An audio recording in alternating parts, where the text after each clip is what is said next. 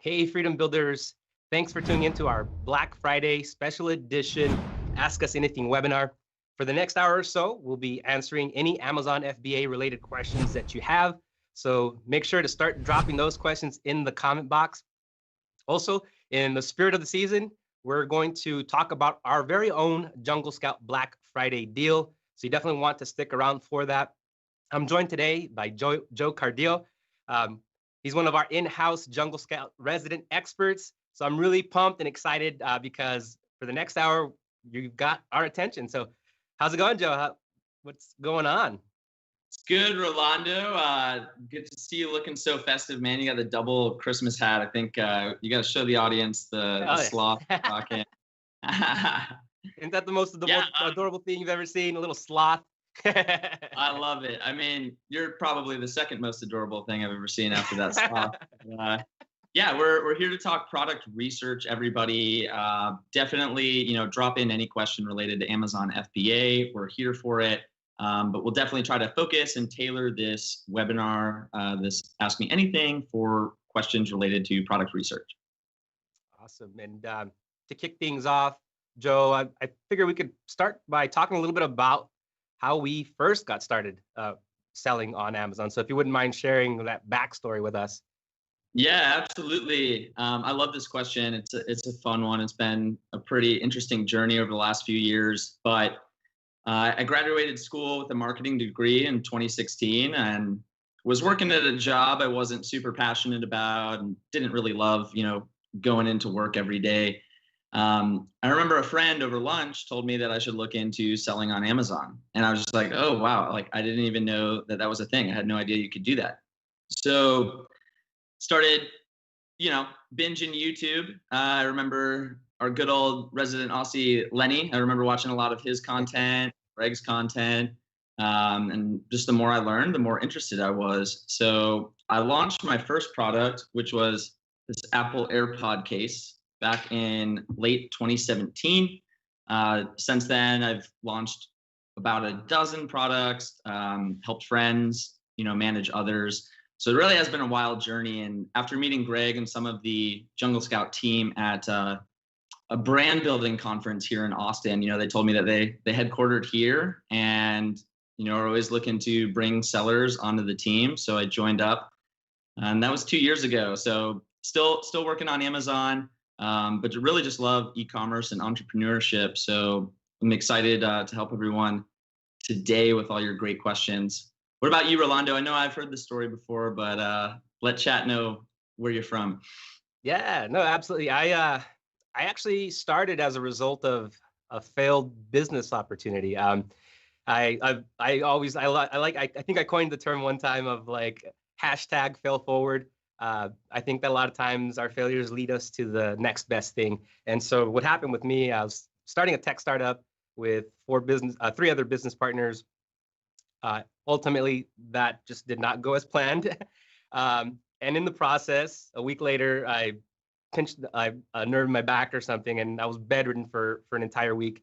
And so the only thing I could do is, hop on my computer and do searches of like what I could do from bed. So, I still had the entrepreneurial bug, and ultimately I just did a Google search for, businesses that you could do online. I think that was like the generic term that I just typed in, and there was lots of opportunities, but definitely the one that stuck out to me the most was selling on Amazon. And at that time, I had no clue that I always thought that it was Amazon that sold directly to consumers, but I didn't realize that it was all these small businesses that were essentially building empires on Amazon. And so lo and behold, I come across Jungle Scout. I think at that time they were doing the $1 million case study with the Jungle Sticks. Literally learned from that free resource how to sell. Launched my first product. This is my first product, and ultimately, just from there, you just learn and develop and grow. And here I am. There we go. I love it. I love your story. And I think a lot of people probably watching this webinar are in a similar boat, right? I mean, COVID 2020 has affected everybody in some way or another. And I think a lot of people are looking for ways to make money from home. And that's definitely a huge draw for selling on Amazon. For me, I know a lot of people preach that lifestyle of like being a digital nomad, being your own boss, and really just bringing freedom back in your life, not just financial freedom, like I don't think everybody needs to create an e-commerce empire and sell millions of dollars to really be successful on Amazon. Being at Jungle Scout, we have the privilege of hearing these stories all the time from sellers. And I always love when you hear from the mom that gets to like work from home and stay with her kids, or the student that helps pay off their loans. So whether you're making like $1,000 a month in profit or 100,000, I think there's success at all levels along the way. So yeah, we've got a great group here today. Questions are already rolling in. So what do you say we get started? Yeah. And before we jump into the chat box and answer your questions, I did mention that we have a special Black Friday deal.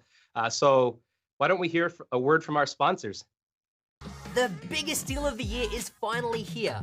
Right now you can save over $200 on a new Jungle Scout subscription and receive exclusive Black Friday bonuses to help you start or grow your Amazon business. Save big with Jungle Scout today. Click now to claim your offer.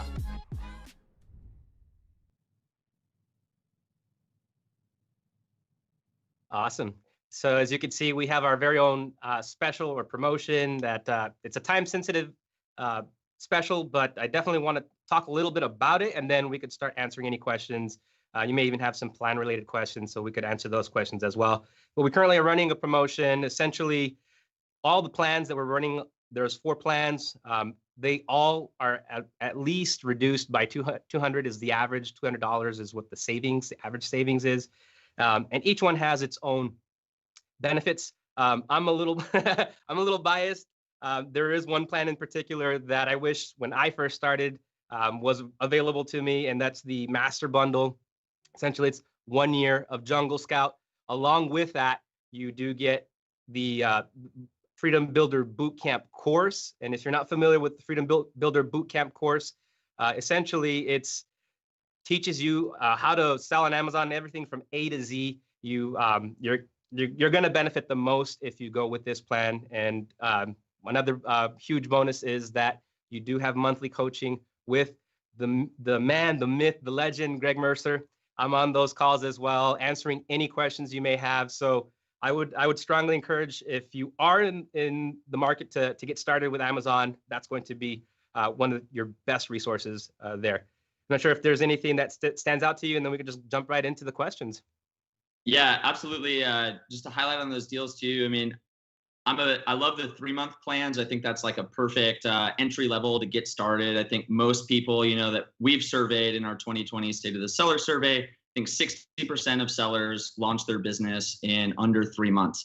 So I think that's the perfect plan to do your product research and start selling. But absolutely, like pushing for a year. Once you launch on Amazon, your job's not done. There's still a bunch of keyword research and listing optimization, sales analytics, inventory manager, a lot of ways that Jungle Scout will continue to support you and your business throughout the year. So definitely recommend jumping in now at some of those annual plans. Of course, the Academy has educational content in all of them as well. But if you are looking for that extra touch, weekly calls with Rolando, and then of course, Greg Mercer, the Freedom Builder Bootcamp is excellent value. So awesome. Yeah, let's get started. Let's start answering some questions, Rolando. Absolutely. I've got a good one right here. I got the first question for you there, Joe. It looks like, oh, this is awesome. We've got plenty of questions to work with here. Anthony appears to be asking the first question here. He's asking, I'm searching for my first product to sell. Should I avoid products that use batteries or use electricity, like small gadgets? And should I also avoid dangerous objects, knives, weapons, etc.? Yeah, that's a good question, Anthony. I would say you're asking yourself the right question. And I would personally avoid anything that uses battery or electricity for a couple reasons. One is those products typically have a higher failure rate. So what I mean by that is if you order 1,000 units You can definitely get your units inspected by your manufacturer or a third-party provider, but some of those units will be faulty. They'll be deemed unsellable by Amazon, and they'll pull them from your listing. The failure rate in electronics is a lot higher. So, for example, if you have a battery operated like oil diffuser, it could all inspect well at inspection, but by the time it actually ships to Amazon and then to the customer, there's just more moving parts and things that can go wrong. So electronics often result in higher return rates and higher failure rates. And then lastly, I would say that, well, I don't know. Do you have anything to add there, Rolando? The knives. No, I think that, and you're spot on. The fewer hurdles, the fewer obstacles that you could surmount, the better. I always, especially if you're just getting started, because there is a learning curve to this. It's not, there's going to be some hiccups along the way. So if you could prevent as much as possible, that's definitely the way to go when it comes to your product research and eventually sourcing the product and getting your product out to Amazon. Yeah, absolutely. And anything that's gated, like knives or weapons, it's extra steps for you to go through as a seller. But if it's your first time, I would probably avoid those products. All right. Yeah, we've got a lot of questions here from Anthony. I'm starting looking for my first product. Is it easier to stick with my local marketplace in Canada or sell to the US marketplace as there's more sales there? Pros and cons. Yeah, I'd say that the pro is that of selling in the US is, of course, that you've got the sales volume, right? You've got that consumer base that essentially will help for you to have a widely successful launch. Canada is going to be a little slower moving in terms of trying to get your product to sell, as we say, 10 a day. 10 units a day is usually the goal that you want to achieve. So I would suggest, and a lot of our students tend to do this, students in the Freedom Builder Bootcamp course, start and launch in the US. And then, of course, if that product does well, then, of course, you could go into other markets. And that's my recommendation, given the fact that, once again, we want to avoid as many hurdles and as many obstacles and get as quickly to the goal of selling 10 units a day, ideally. Yeah, good advice there. I would definitely agree. Personally, yeah, I think, the US marketplace is definitely more competitive, but it does have more demand. So there's a trade-off there. I would do your product research in both marketplaces. I think you could definitely find something that sells well in the US, but has high competition. So you could sell that on Canada with less competition. It's also, what's good too is there's not really any difficult barriers to entry if you want to sell on both marketplaces, namely just the language and localization of your product. Amazon makes it pretty easy to get inventory from your US warehouses to Canadian. So certainly do both. I would research both, but you might have a home field advantage being in Canada and kind of knowing that target market a little bit better. All right. I think it's time for us to put on our reading glasses and look a little smarter here. And so here we go. Lalita asks, I'd like to receive my product and ship it to Amazon for the first time to check the quality of my product. How do I set up receiving from the factory and send it to Amazon after inspecting my product? Yeah, so the good news is Amazon makes it pretty easy. I know in Jungle Scouts Academy, there is a whole module on shipping that walks you through the Seller Central steps or the process step by step. So I definitely recommend jumping in there and watching that module. But essentially, Amazon will tell you exactly where to send it. When you create a shipment order, you enter in, the number of units, the pallets, all of that data information, where it's coming from. They'll essentially give you a shipping label, and you simply send that to your supplier, and your supplier, who has definitely shipped to Amazon before, we'll know how to get it, send it straight to an Amazon warehouse. And then once it arrives at those warehouses is where they'll break up the shipment and send it across to multiple warehouses across the US or whatever marketplace you're in to get that 2-day prime shipping. Yeah, and on the perspective of working with your supplier, they would be able to coordinate with you on how to best ship that to, I guess you're looking to receive it first. So they would be able to, depending on the weight and overall the number of units that you're receiving, you may want to air ship it, or you may need to work with a freight forwarder to be able to coordinate shipping it by sea. So that's to be determined and discuss with your supplier. What are your options at that point? Definitely. So one here says, how do you go about creating a logo? And do you have to trademark your brand name? I personally, when it comes to creating logos, I actually enjoy that process, that creative process. And there's actually a really cool tool that I use, and it's called it's Canva. It's just canva.com.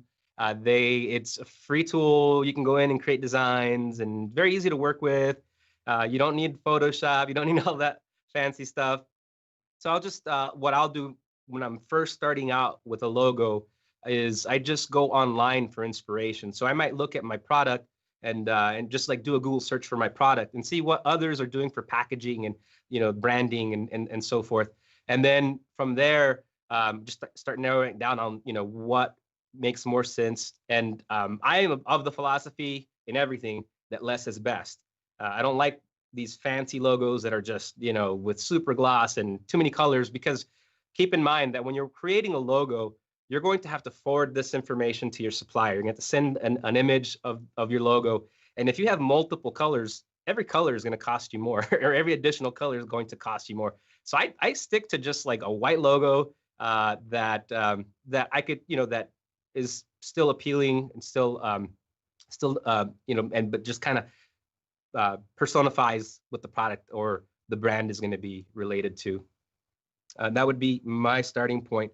And then as far as trademarking, I think that eventually you'll need to trademark your brand. There are some benefits to doing that.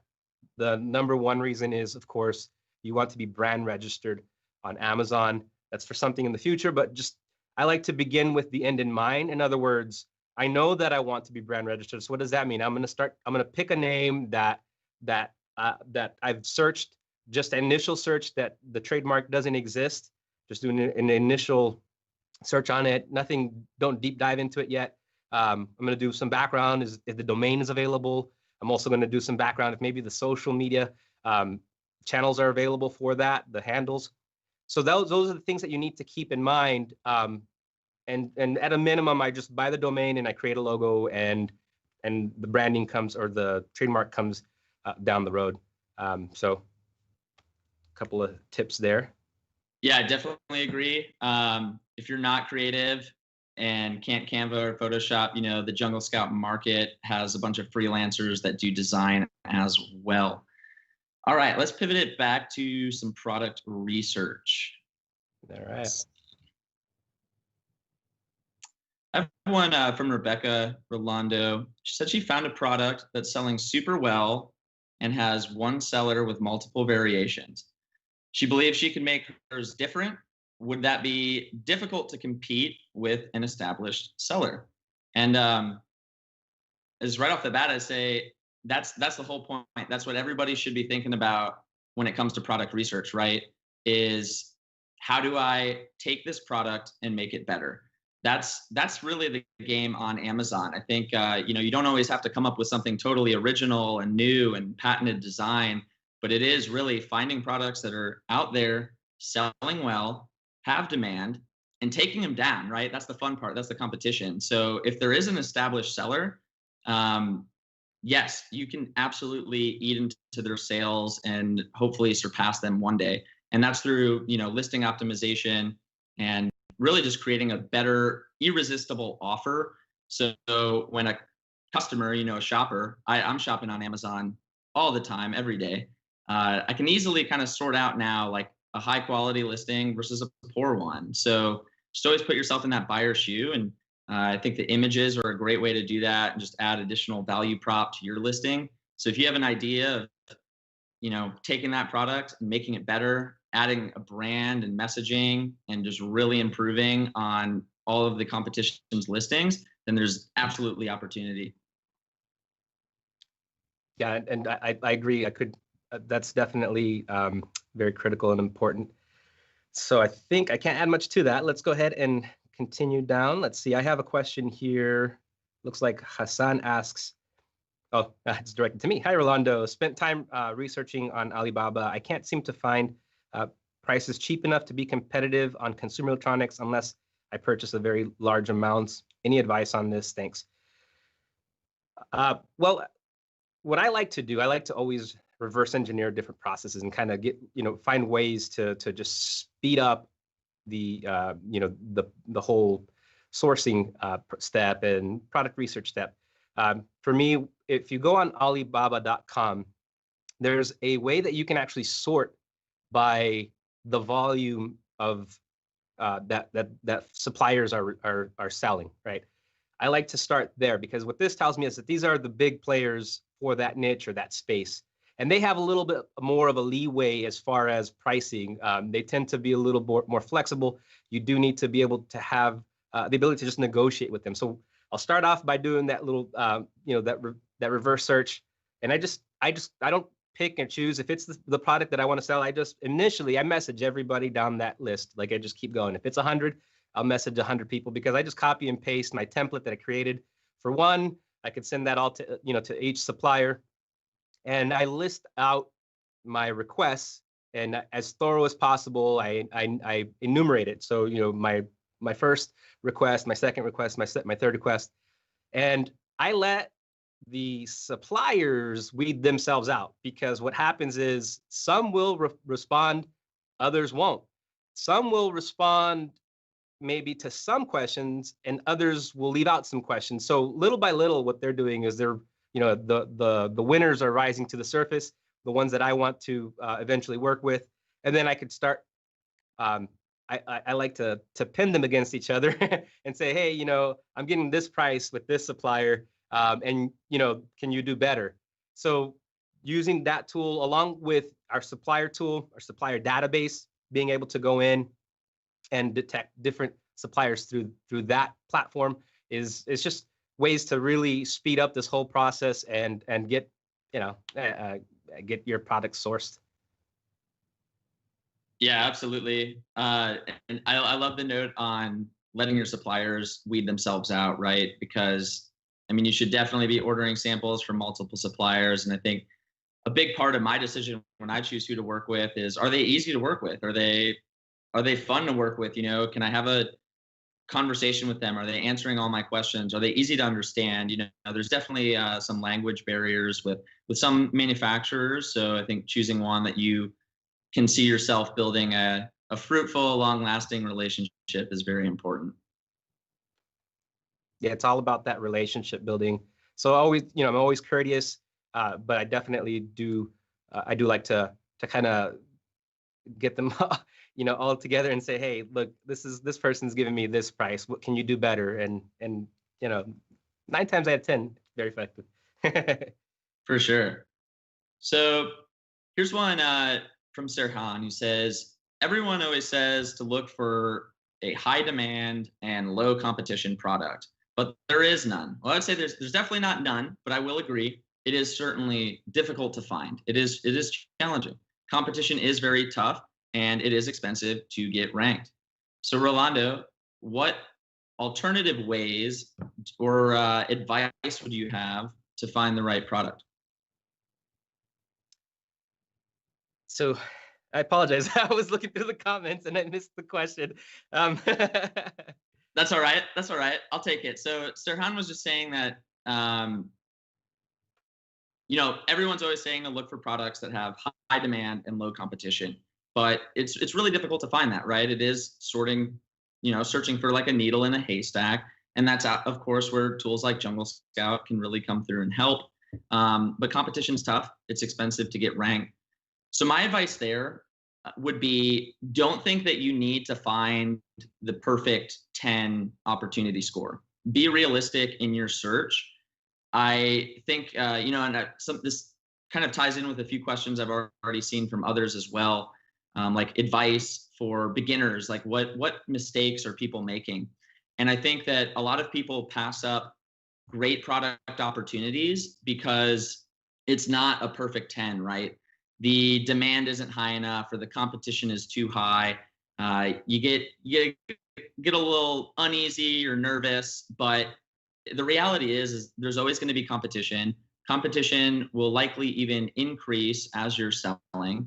So you don't have to find that 10 opportunity score. I've seen so many excellent, amazing opportunities that come in at a 6 or 7. I've even launched products where Jungle Scout has said it's a 5. And there's room for success on all of those levels, right? That goes back to, again, of, your why and your goals, whether that's a multi-million-dollar e-commerce company or, making a couple $1,000s a month to supplement your income. But don't get too caught up on high demand, low competition. I mean, sellers, third-party first-time sellers have entered products or niches where there's high demand and high competition. And it really just goes back to what I was talking about a minute ago, but just differentiating yourself from those competitors.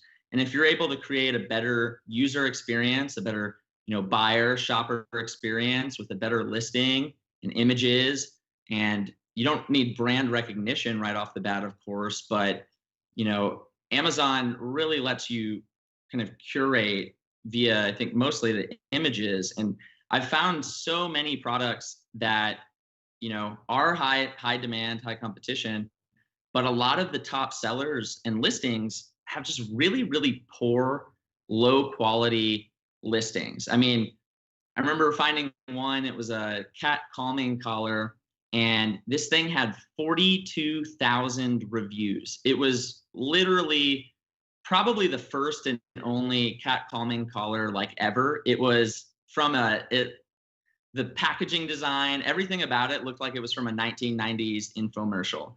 And, I think a lot of people would look at that and say 42,000 reviews. I can't compete with that. That's insane, right? But it's literally the opposite. So their branding was old. Their listing was using the same image 3 times. Their title was not optimized for search and PPC. And their bullet points maybe had a total of like 10 or 12 words, just horribly unoptimized. So I was kind of tracking this product for a couple months throughout the year, actually kind of showing it in a lot of the onboarding demos we do at Jungle Scout. And we started to see over the course of a year, sellers enter into this niche, right?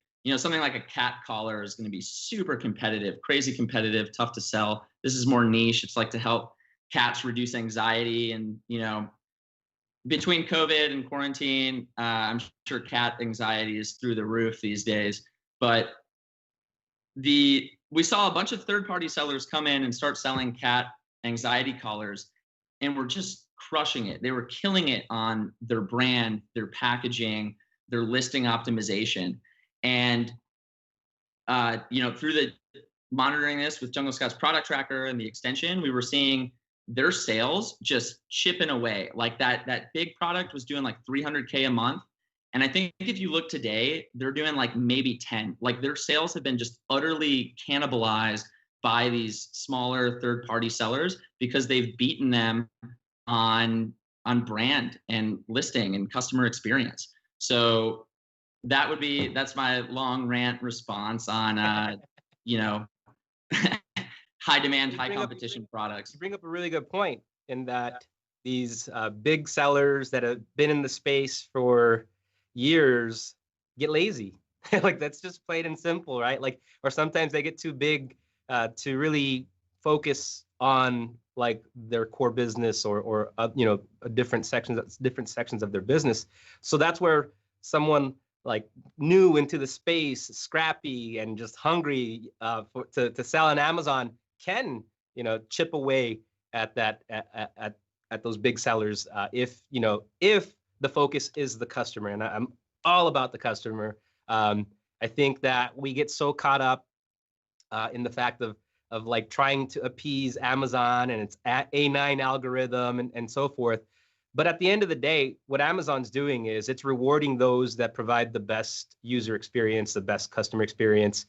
So it all really does come down to that first that starting point of your main image, right? It makes an impact, and it follows Amazon's terms of service. You'd be surprised how many people violate that the Amazon's terms of service by adding icons and different things on. They want an image with a white background, and I believe that if that's followed, they might give you, that algorithm may give you a little boost there. And then in addition to that, your title and your bullet points, that they're succinct and to the point, that they're not these keyword stuffed. I mean, it gets crazy sometimes. You can't even read a title. You can't even read some bullet points sometimes. So this is where people start to fail, because they just get overly ambitious on the keyword side of things. Remember, you're trying to create sales copy that converts. And so always remember that there's a human behind this. And, the more the more people click that checkout button, the higher your conversion rate is going to increase, the more Amazon rewards you for that. So just keep those things in mind. Yeah, I'm glad you brought up the A9 algorithm, because the early days of selling on Amazon had a lot of like black hat tactics, and sellers were finding ways to manipulate that algorithm, right? And like you said, stuffing their title and bullet points with keywords. Is Amazon has really been shutting down these black hat market tactics, and they're not working like they used to. So the most important thing in that algorithm, which is getting harder to fool or trick, and Amazon's, suspending listings, et cetera, if you try. So definitely play by the rules. Don't use any tactics you find on a 2015 message board on how to get reviews or rank fast. Conversion rate's your most important thing. Conversion rate, that tells Amazon that, hey, the more people we put in front of this product, these many people are going to buy. So the higher your conversion rate, the higher your organic rank. So that's why, when you're getting started with PPC, et cetera, it's so important to have that optimized buyer first customer mentality, so your listing converts. And if your listing converts, then Amazon's going to reward you by showing it to more and more people. Awesome. Yes, let's Sarah, dive into some of these questions. We've got a lot of questions to go through in the next 24 minutes. Now, Anthony asks, U.S. marketplace. Everyone says around minimum sales 300, minimum price 15, max 80 to 100 reviews. What benchmarks to use for the Canadian marketplace? Canada market is way smaller to use the same numbers. Yeah, that's a good question. Personally, I have not sold in the Canadian marketplace, but it is on my goals / to-do list for 2021. So honestly, I can't give you great parameters for the Canadian market. I do apologize there.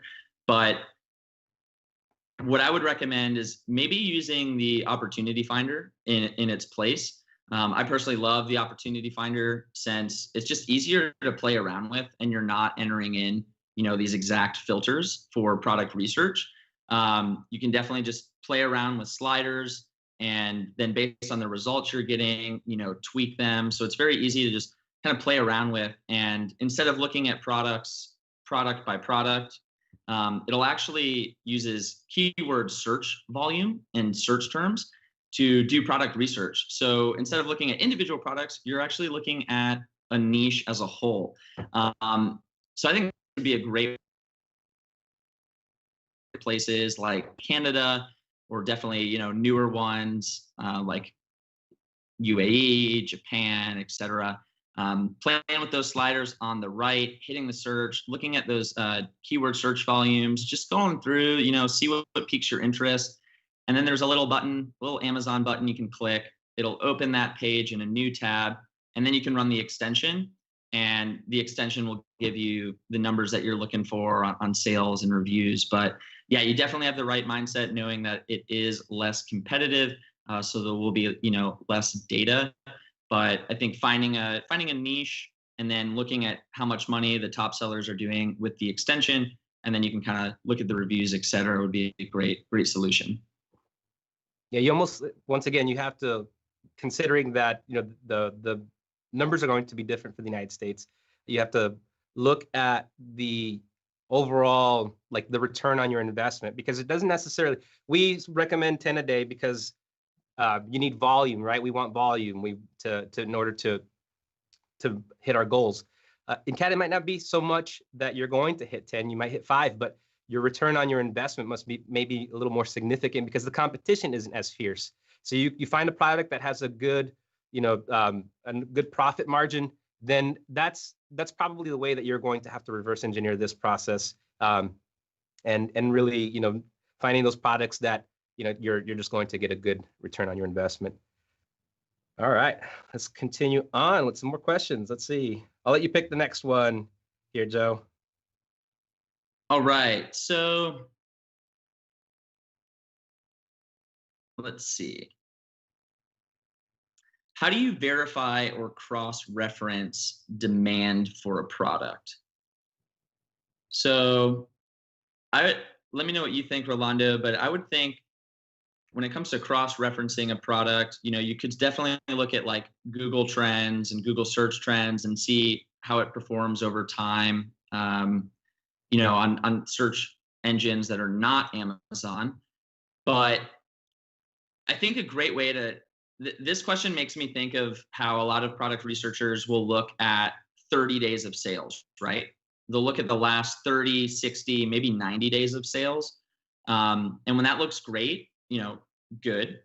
But what I would do to sort of cross-reference or verify or just add additional confirmation that, this is a product that I would like to sell would be to look at the historical search data. So, Jungle Scout helps you do that with the Opportunity Finder as well as Keyword Scout. So you can look at these search terms and see how they trend on Amazon up to like a year of historical data. So that's really helpful because, I know people who have launched a product based on, that 30, 60-day sales history.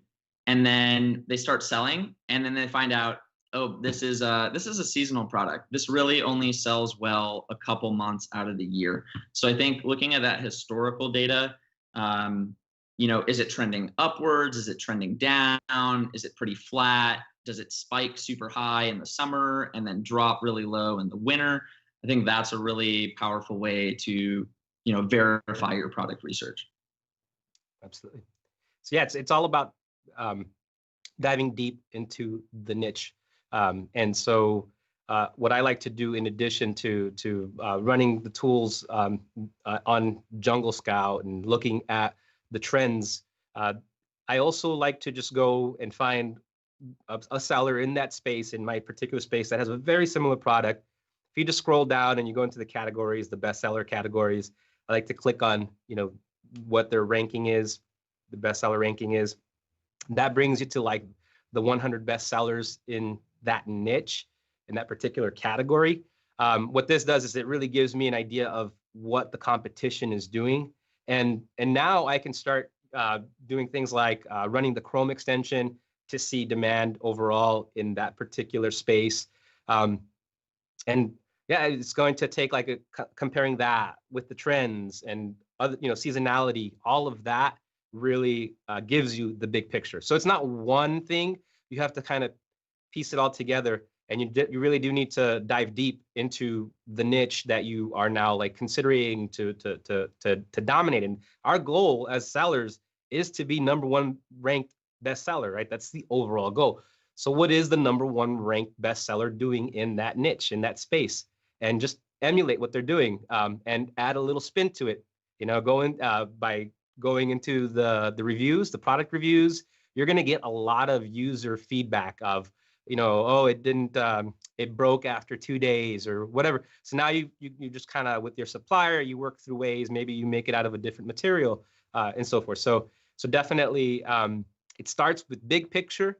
And then once you've narrowed it down to, let's say, 10 products, you really dive deep into those niches and really explore. And I like to look at niches across the spectrum. It's not like, like I don't like to keep it within, like everything within, let's say, the cat category. Let's say I find a product that would be useful for cats, then I might want to explore another niche as well before I make, that final decision. So like just wide ranging, so yeah. Definitely well said. All right. What about an oversized fragile product? This is from Ahmed. He says, is an oversized fragile product a total no-go, even if it has a higher than average return on investment and margin? Would you sell a product like that, Rolando? Oversized, fragile product? Was that the question? Yes. No. For the reason being, one, it's fragile, right? We tend to stay away from anything that's fragile. And then it's oversized, which means that if you can get penalized over time by Amazon, you're going to get hit with storage fees and so forth. And also just Amazon's fees to ship your product is going to cost a pretty penny. So ideally, we want to stick with something that's lightweight, and like the overall goal is that it could fit in a shoebox and be shipped. And that's what we tend to stick with. The only time that you would venture into maybe larger items would be once you're a really established seller and you know what you're doing and you've run the numbers and that you're going to come out ahead for that particular product. So, but that would take experience. If I'm a first time seller, what I like to tell our students in Freedom Builder Bootcamp is, in your first launch, it's got to be it can't be something that's too big of an investment, because there's going to be a learning curve with that product. So just try to overcome the analysis paralysis, stick to the initial rules of something that's fragile or breakable, and so forth. And there's millions of products out there still that you can tap into that fall within that criteria. So definitely, yeah, everything Rolando just said, I would definitely avoid it as well. I mean, those shipping fees and storage fees, and then potentially return fees or faulty products, that's going to be tough on margins. So yeah. I would stand clear of it. All right, looks like, let's see where we left off. Let's see. I've got one pulled up. Go ahead. So this is definitely a COVID related question, but have you ever tried to sell PPE? That's personal protection equipment. How do you sell on the market? Yeah, I know I'm pretty sure this whole category is pretty gated.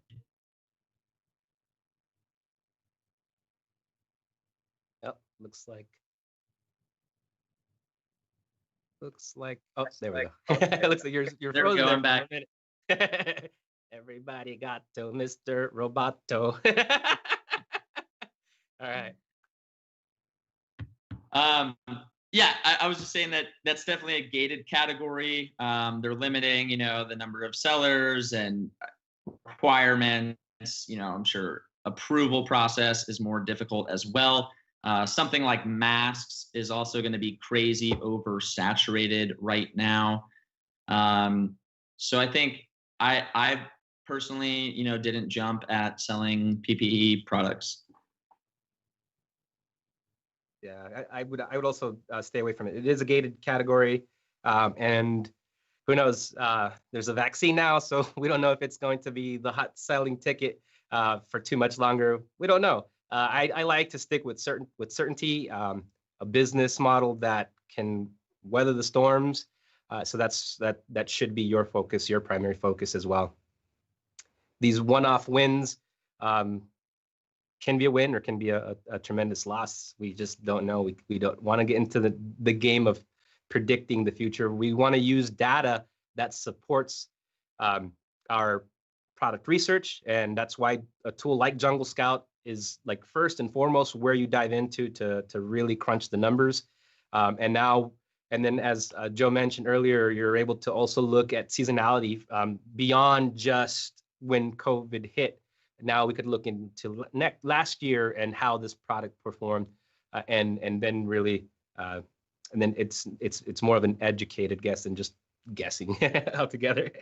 Luigi just says to sell the vaccine on Amazon. Let's do this, man. Awesome.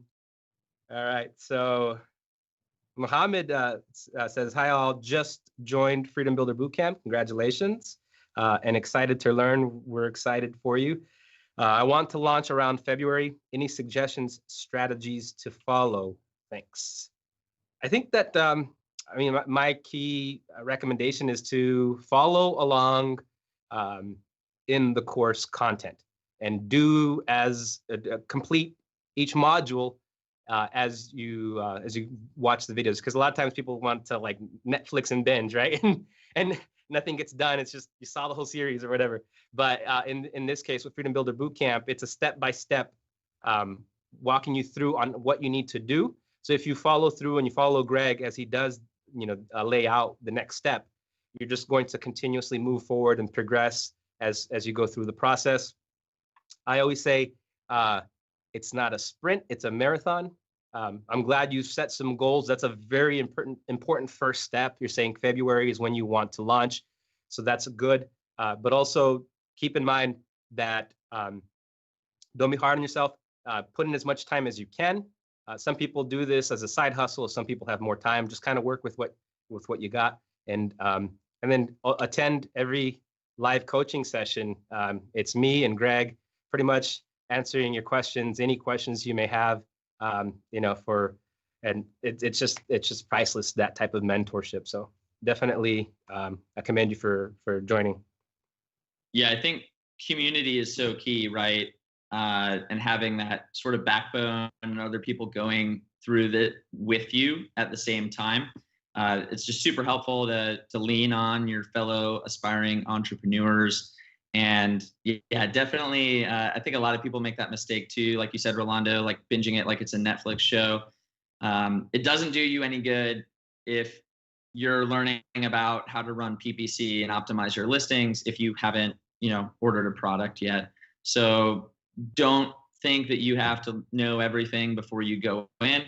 Entrepreneurship, selling on Amazon, you're always learning, you're always changing something and adding value. I mean, I've been doing it for 3 years and I still learn new things all the time that I want to try. So just baby steps along with the content you're watching. And that's definitely the key, is just taking action, right? Don't just listen and absorb the knowledge, but when you finish a video, try to go do follow-ups and take action towards your goal and launching on Amazon. Rolando, I know we gotta show some love for Zubair in the UK. He had some questions way up at the top from early on. All right. So a couple, I'll ask you to start. So he says, like, how can you tell if a particular niche or market is dominated by Chinese sellers? So a little background there for everybody too. There's definitely some products that by the manufacturers and their suppliers. So he says there's a handful of non-Chinese sellers doing well. Would you still enter this market for your first product? I would say that's a red flag, right? Because the suppliers are going to beat you on price 10 out of 10 times. And when a supplier is directly selling on Amazon, it can turn into a race to the bottom. The thing is, though, is that the suppliers and these Chinese manufacturers are notoriously terrible at listing optimization. The images, we've talked a lot about the importance of your images, your bullets, your description, etc. And if it's being sold from the manufacturer, the chances are it's a really poor customer brand experience. And I know that as a shopper on Amazon and a consumer, I'm pretty quickly able to sort those listings out from legitimate sellers, because they have a low price point and a bad listing. So that's something, yeah, I would view that as a red flag and probably not something that you want to enter. It really maybe depends on how well they're doing. So thinking about the product and the competitors, what's the price point on this? Is it trending down? Looking at the price history as well, historically. Did this product start? My AirPod case that I showed at the beginning, this is actually a perfect example, because when I started, I was one of the first to market, and I was selling these for around $20 to $25 a pop. Over 6 months, more and more sellers entered, and a lot of manufacturers were entering as well. And that drove the price point down to like $10. And I think today you can get them for like $4 to $8. So just insanely cheap.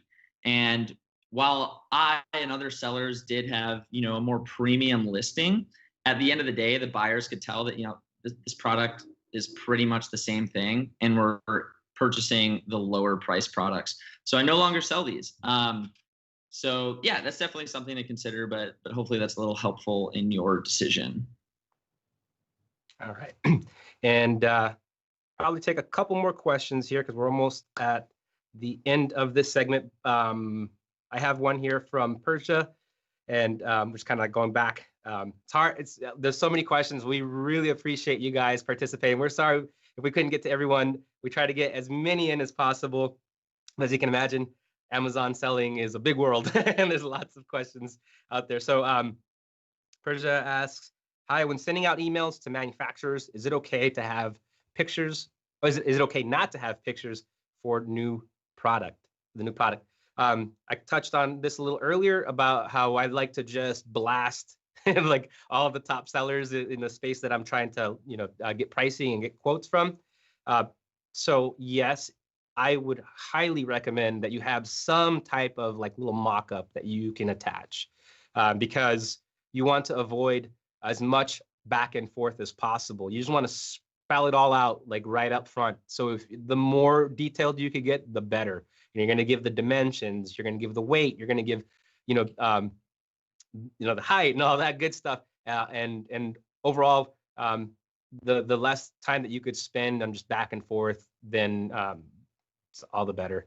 And I like to take the conversations that or the sellers that seem to be very thorough in responding. I like to take those off of Alibaba, because I don't know if you've worked with their messaging system, but it's horrible. So like I'll probably take it to Skype and just communicate with them via Skype.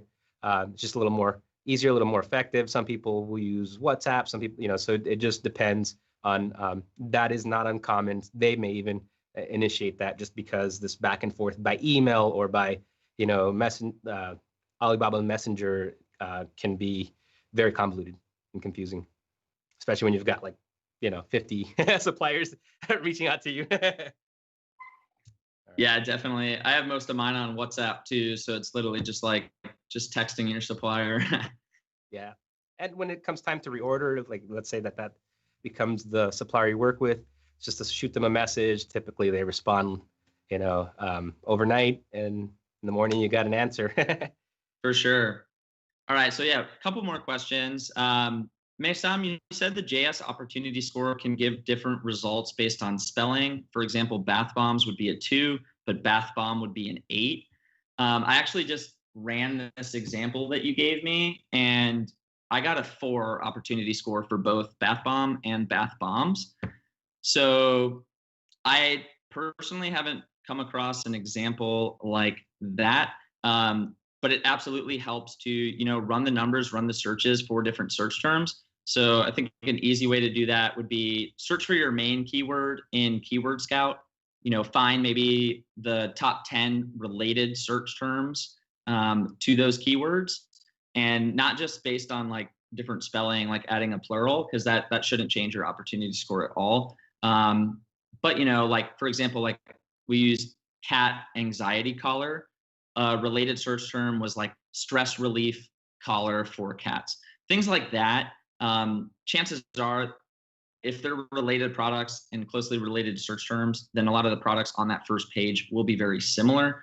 But if it was something like cat stress relief and you didn't have collar in the title, that's when you're going to have pretty vastly different results. That's when things like sprays and pads, like heating pads, like all these other different products that reduce cat stress will come into play and influence your opportunity score. But something as simple as like an S definitely doesn't do that. All right. I think we're coming to an end here.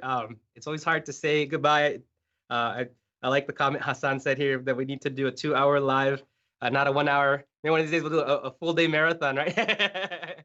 Well, hey, Hassan, we at Jungle Scout, we do Tooltip Tuesdays. So if you are subscribed to Jungle Scout, every Tuesday there is a 1 hour long Ask Me Anything. So yeah, if you purchase a annual plan with our Black Friday deals, that's 52 hours of future Ask Me Anything webinars. So definitely jump in. Every customer, whether you're on a monthly plan or annual, you'll still get onboarding and training and access to our weekly tooltip, Ask Me Anythings. And then of course we often do stuff like this on YouTube as well. So. Yeah, it's been an awesome time, Joe. I'm looking forward to, sharing more information and just kind of being in contact with our customers here. There's so many resources on junglescout.com. You can visit our blog posts, of course, on our YouTube channel. If you could do me a huge favor and crush that thumbs up button if you like this and you'd like to see more Ask Me Anything sessions. I'm going to drop the link to the deal that we're currently running. Remember, it's a limited time offer. It's only available during Black Friday, and just check it out. You'll see all the all the bells and whistles that come with it. And until next time, keep crushing it. Yeah, thanks everybody. That was a lot of fun. We'll see you next time. Happy selling, happy holidays, happy Black Friday. Until next time. Take care.